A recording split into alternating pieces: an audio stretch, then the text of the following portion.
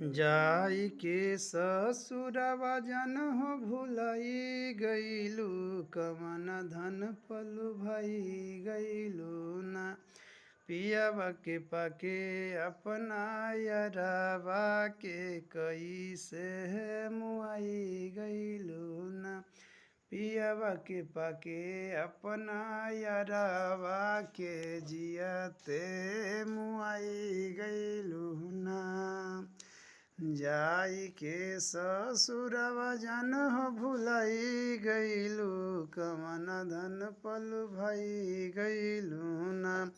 पियावा के पाके अपना यरावा के जियते मुआई गईलू ना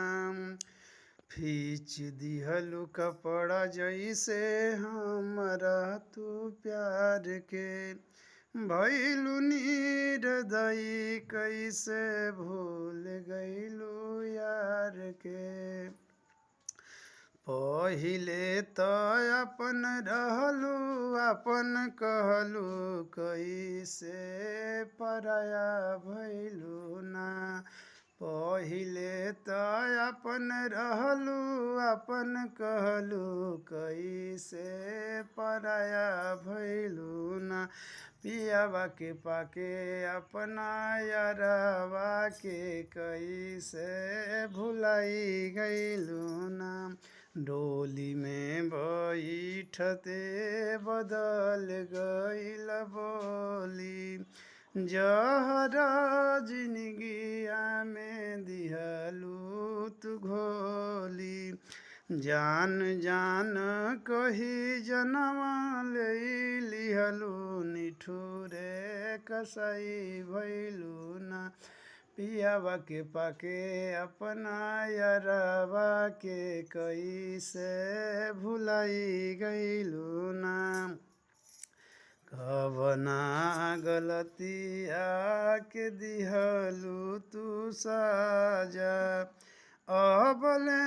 न जनले पिंकू प्रेमी व्यास राजा दिलवा के खोतवा से प्यार वाला तोतवा उड़ाई गईलू ना पियावा के पाखे अपना यरावा के जियते मुआई गईलू ना